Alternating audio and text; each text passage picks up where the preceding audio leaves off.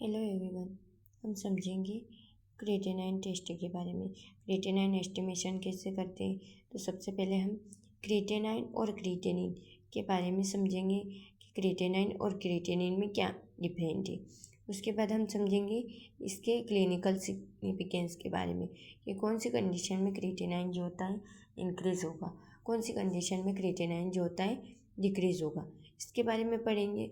उसके बाद हम पढ़ेंगे क्रिएटिनाइन की मेथड के बारे में, किस टेस्ट को परफॉर्म करने के लिए किस मेथड का यूज़ करना पड़ता है, उसके बारे में पढ़ेंगे।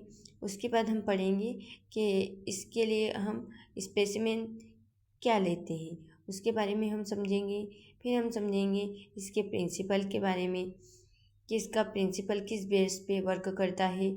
उसके बाद हम इसके रिएजेंट के बारे में पढ़ेंगे। तो अब हम स्टार्ट करते हैं क्रिएटिनाइन के बारे में, एक एक करके हम सारी चीज़ों को समझते हैं। तो सबसे पहले हम क्रिएटिनाइन और क्रिएटिनिन के बारे में डिफरेंस समझेंगे। क्रिएटिनाइन क्या है? क्रिएटिनाइन जो होता है एनहाइड्रेट फॉर्म है creatinine, anhydride form of creatinine होता है। क्रिएटिनाइन जो होता है फॉर्म होता है मसल बाय क्रिएटिनाइन मेटाबॉलिज्म के लिए। क्रिएटिनाइन जो होता है ये फॉर्म हो रहा मसल में और बाय क्रिएटिनाइन के मेटाबॉलिज्म के लिए। क्रिएटिनाइन क्या वर्क करता है? ये वेस्ट प्रोडक्ट को जो होता है फिल्टर करता है और ग्लोमेरुलाई जो होती है एंड एक्सक्रीट करती है यूरिन के थ्रू। उसके बाद जो होता है टोटल अमाउंट में जो होता है एक्सक्रीट करती है, टोटल अमाउंट में कितना एक्सक्रीट करती है? 95 to 97% जो होता है एक्सक्रीट करती है। अब क्रिएटिनिन क्या है?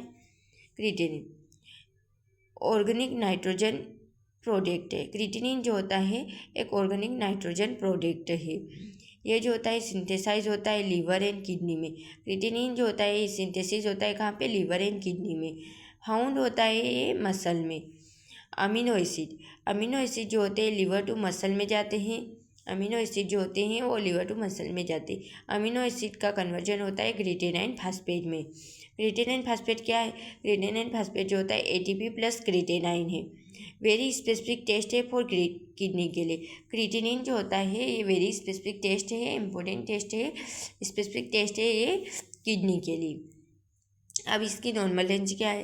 तो 0.7 से 1.5 मिलीग्राम पर डेसीलीटर जो होती है सीरम में होती है और 1.5 से 3.0 ग्राम 24 आवर के लिए यूरिन में होती है इसकी नॉर्मल रेंज। क्लिनिकल सिग्निफिकेंस क्या है? क्रिएटिनाइन इंक्रीज होगा तो कौन सी कंडीशन होगी और डिक्रीज होगा तो कौन सी कंडीशन होगी? तो क्रिएटिनाइन जो होता है इंक्रीज होगा तो रीनल फेल्यूर हो जाएगा, शॉक लग जाएगा, शॉक हो जाएगा, या फिर mechanical obstructive of urinary tract हो जाएगा, या डिहाइड्रेशन हो जाएगा, कंजेक्टिव हार्ट फेल्यूर हो जाएगा। ये कंडीशन जो होती है क्रिएटिनाइन इंक्रीज होगा तो होगा। अब क्रिएटिनाइन जो होता है डिक्रीज होगा तो कौन कौन सी कंडीशन होगी? लीवर डिजीज़ हो गई, मसल डिस्ट्रोफी हो गई। इन कंडीशन में जो होता है क्रिएटिनाइन जो होता है डिक्रीज हो जाता है। इसकी मेथड जेपेज मेथड या एल्केलाइन पिक्रेन मेथड द्वारा इस टेस्ट को अपन परफॉर्म करते हैं। स्पेसिमेन चाहिएगा अपने को सीरम। इसका प्रिंसिपल क्या बोलता है?